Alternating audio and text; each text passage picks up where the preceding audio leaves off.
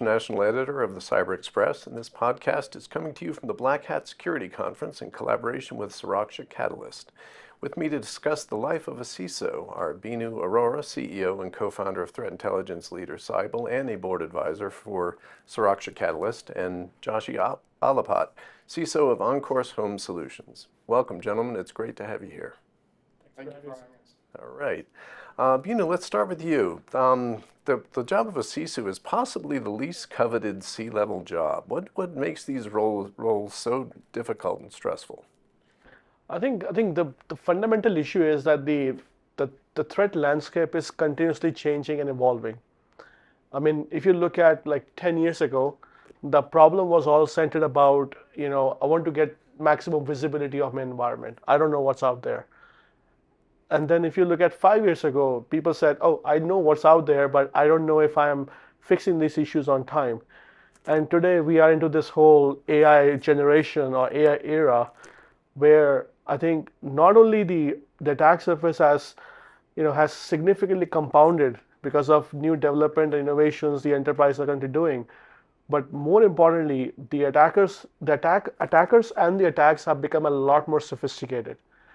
So they were like good old days when you would get a crappy email with grammatical errors and everything. Today it's like fully AI generated, probably speaks, and some of these, phishing emails are even GPT-0 proof kind of, attacks coming in.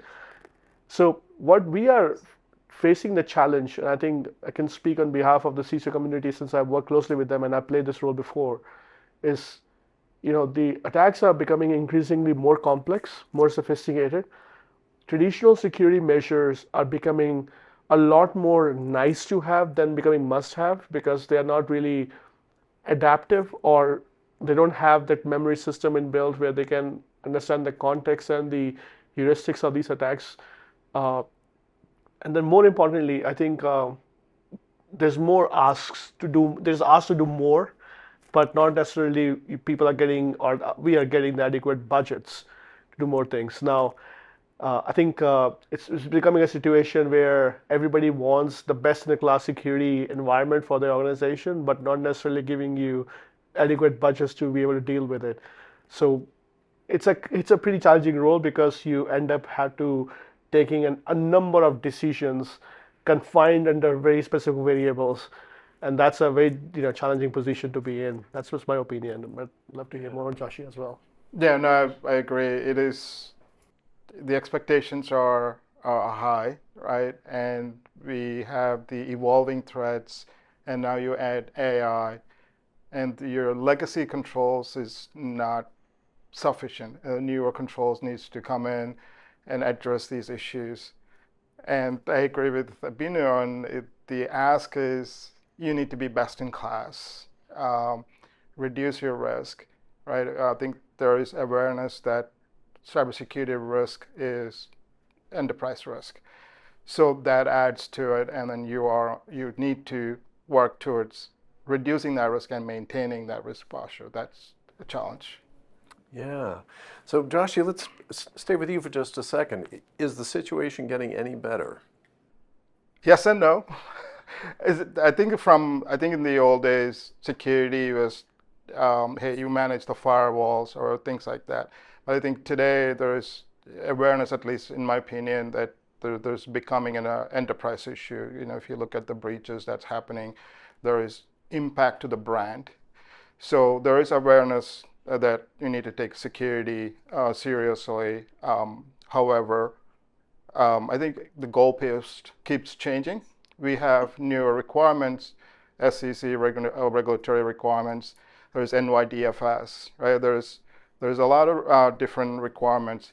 And also the challenges in security team, we don't control everything. But we need to manage that risk. For example, if somebody clicks on a link, right, that could be an issue down the road. Or malicious. So you don't control everything. Or if it's a supplier risk. And then you add AI to it, it's a whole new risk area that we're still figuring out, and then newer controls that needed to be from protecting the business and the brand. So it's gotten better from an awareness perspective, but I think the threat landscape keep changing and the goalposts keep changing. So you need to keep adapting all the time. Yeah. Beenu, what can be done to make the role of CISOs better? Can AI help? I think AI has been it's a double-edged sword. That's what we call it. I think with the especially, I mean, there's hundreds of billions of dollars that has gone into the AI advancement in the last couple of years. There's literally an AI gold rush going on, and some amazing companies including from Y Combinator, which are coming out, on a regular basis. What we are seeing is that many of these technologies are playing a profound role in terms of giving us more tools and more ammunition to better understand what threats are really out there and what approach can we really, do we have to change our approach? We've been talking about risk prioritization for 20 plus years, probably more. Risk-based approach, the line of defenses, you're going to put as many defenses as possible to, contain the threats or stop the threats. I think what we are realizing is that AI is helping us significantly in three areas. That's just my opinion there. The first thing which I would see is it's giving us access to the insights or new information which previously were not really readily available. That actually helps us a lot in a faster decision making.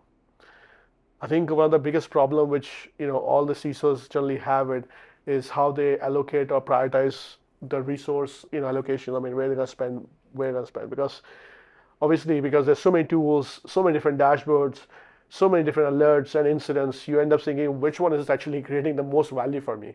I think that's where AI is giving you a lot more better understanding on the ROI perspective as well. So we talk about the insights, we talk about the ROI. The third part is, which is very important in my opinion, is there's also a lot of efficiency which which gets driven out of this whole AI-based initiative or AI-native initiatives. And Cyble proudly is also one of the key, one of the key members or one of the key patrons over here who are driving AI-native initiatives across our platforms.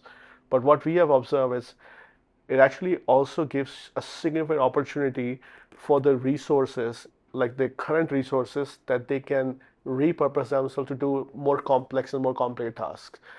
And the less complex or more repeatable tasks can be managed through the, agentic AIs or AI-based workflows. I think that's where you have a lot of opportunity for reducing your costs as well, making more efficient, creating more efficiency. But then more importantly, use those insights which you can gather because of these startups and techs which are out there to better drive your decision making on the resource allocation. I think that's just my opinion. Yeah. I think AI is definitely can help. We all work with limited resources, and the skill sets that's available is not exactly where we need to, the right skill sets and all that. The other challenge is from a CISO perspective, identifying risk and responding to it quickly is name of the game, right? So if you can prioritize, understand, hey, these are the risks that I have. So how do you do that? I think that from the industry perspective, from new controls or new technologies will help for me, for example. So there is, let's say, a particular risk, but I probably have other compensating controls. So how do you bring all that context together? So that's where I think it's, understanding those contexts, because a human can say, hey, I have this vulnerability, but I have virtual patching, I have a certain firewall rules, but that takes time, right? So if I can bring all that together very quickly and ask a couple of questions, what are the controls I have?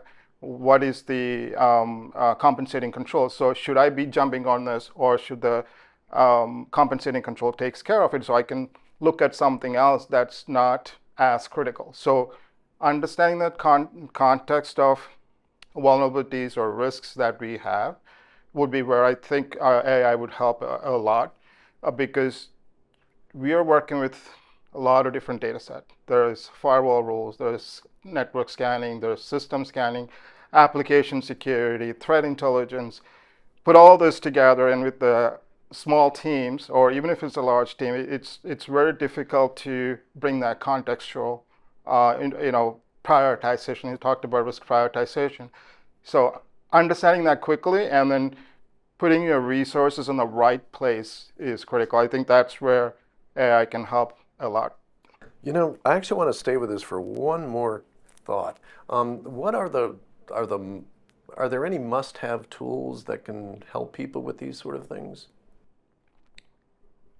I think automation is key. Some, identifying, you need to have a SOC, you need to have a SIM, but I think to me, the bigger help would be to, ingest all these telemetry into one place and be able to respond, right? Automation, but I think there are some tools out there that are slowly coming into place where it can bring that context, right? So identifying risk from a posture perspective, this, out of, let's say, 10,000, these are the 5 that you need to concentrate on. But that's kind of the information that's helpful from a security team perspective. So there are some things that I see in the market that's coming out in that space. Interesting. Beenu? I mean, the traditional security, controls, in my opinion, have been very challenging to operate for multitude of reasons. I mean, I can name a couple. Like, for example, there's so many point solutions which are sitting across the organization. The orchestration, and as Joshy said, doing the automation, which is the objective we are trying to achieve, it's still a nightmare to execute because of changing API specification, and then you bring a consultant in, something works, something breaks, and you don't even have the confidence. I think that's one of the biggest pain points which I had when I was still back in the industry, is there's too many disparate solutions, ultimately fail at the most important need of the hour. That's what we have learned multiple times over and over. So here's what my opinions are, and that's one of the things which Cyble also has a pretty strong convictions in. I think the industry in general will move towards a more integrated or a more platform view to protect the enterprises. Or let's call it like platformization is the key theme, which companies, including Palo Alto and Cyble, are actively executing upon. So today, for example, Cyble itself, we are no longer just a technical company. We also offer an endpoint detection and response solution, even the cloud security solution, and more. So I think what we are, really doing is just following the lead from the customers, and ultimately the goal is, you can have 50 different solutions who are just giving you maybe a very limited amount of alpha in terms of the value, but you end up spending so much of resources in buying, managing, and maintaining, and then integrating them together, and it doesn't even work because it doesn't monitor it, what is working, what is not working.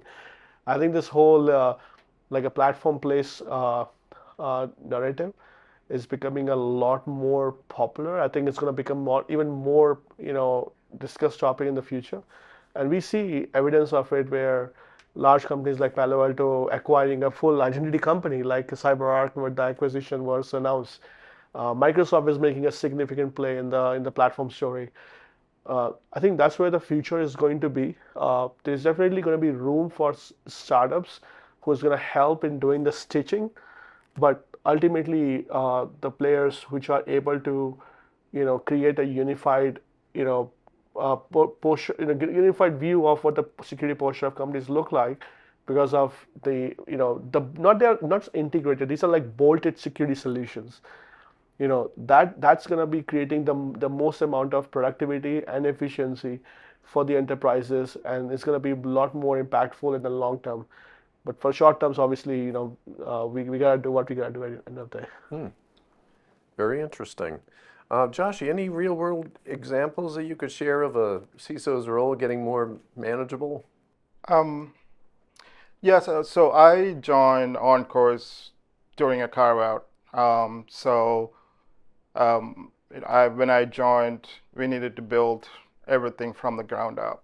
It could be the compliance program, it could be the SOC controls, and then we also needed to work with a lot of different teams across the board. So also influencing the culture. So it was a newer company. So what we have done in the past year or two is integrating security into everything that we do. For example, our teams are right now part of the sprints, product teams or dev teams. So we are bringing that discussion. We are early, right? Not later. Instead of bolting on, we are trying to embed security early on. That's the approach that we've been taking. So that has helped. Instead of saying, no, you cannot do this, we work early on, hey, how do we work together in a collaborative manner, still address issues in products or features that we deploy. So there's a lot of discussion about partnership, not just IT, legal, HR, product teams, even finance team, right? The things that we need and so on. So there's a lot of partnership, collaboration across the team for us to be successful. So I've seen that plays out in my role. So that's been a lot of help. That is some great news. Yeah. All right.